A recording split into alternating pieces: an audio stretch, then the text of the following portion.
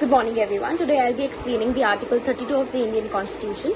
So, what is the concept and the purpose of Article 32? Now, Article 32 of the Indian Constitution gives the right to an individual or individuals to move to the Supreme Court to seek justice when they feel that their right has been unduly deprived. The apex court is given the authority to issue discretions or order for the execution of any rights or rights bestowed by the Constitution, as it is considered the protector and guarantor of the fundamental rights. Now, under Article 32, the Parliament can also entrust any other court to exercise the power of the Supreme Court, provided that it is within its jurisdiction, and unless there is some constitutional amendment, the rights guaranteed by this article cannot be suspended. Therefore, we can say that an assured right is guaranteed to individual for enforcement of fundamental rights by this article, as the law provides the right to an individual to directly approach the Supreme Court without following a lengthy process of moving to the lower courts. First, as the main purpose of the writ jurisdiction under the Article 32 is the enforcement of the fundamental rights. Now, as Dr. Ambedkar stated that if I was asked to name any particular article in this constitution as the most important, an article without which the Indian Constitution would be a nullity, I could not refer to any other article except this one. This is the very soul of the Constitution and the very heart of it, and I am glad that the House has realized its importance. Now, there are 5 types of writs as provided under Article 32 of the Indian Constitution. First is the writ of habeas corpus.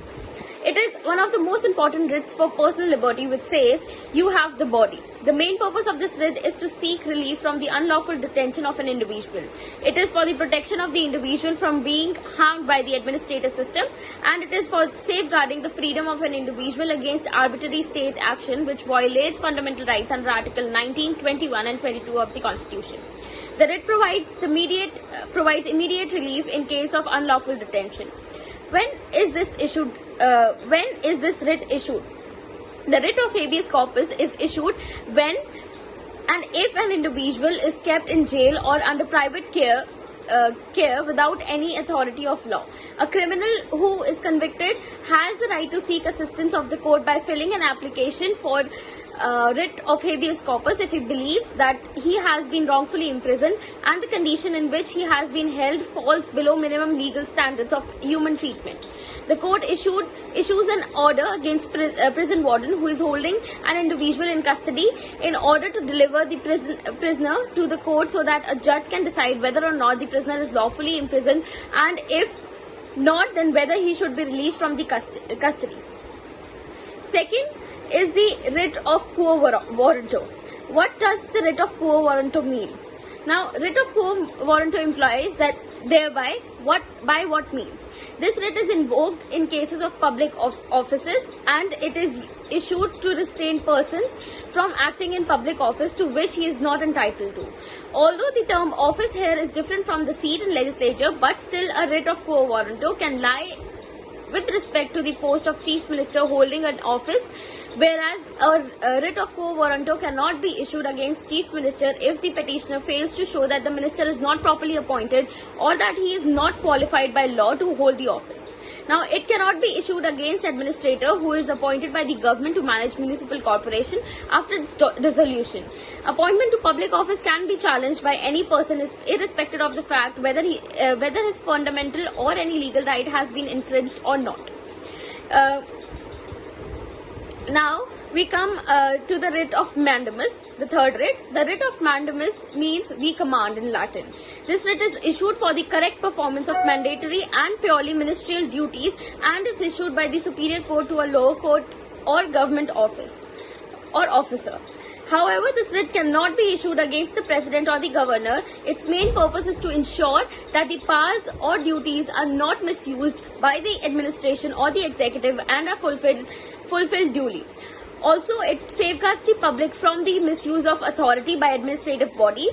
The mandamus is neither a writ of course nor a writ of right, but that it will be granted if the duty is in nature of public duty and it especially affects the right of an individual, provided that there is no more appropriate remedy.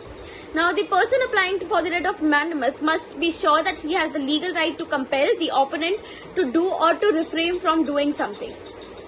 Now, the fourth writ is certiorari. What does the writ of certiorari mean? Writ of certiorari means that to be certified. It is issued when there is a wrongful exercise of jurisdiction and the decision of the case is based on it. The writ can be moved to higher courts like High Court or Supreme Court by the affected parties.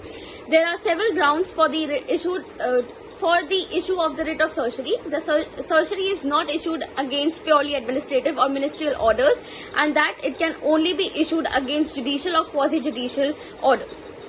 When is a writ of certiorari issued? It is issued to quasi-judicial or subordinate courts if they act in the following ways: either without any jurisdiction or in excess, in violation of principle of natural justice, if opposition to the procedure established by law, if there is any error in the judgment on the face of it. The fifth and the last writ is the writ of prohibition. What does the writ of prohibition mean? It is the writ directing a lower court to stop doing something which the law prohibits it from doing.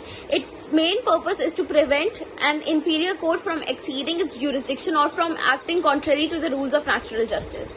When can we issue it?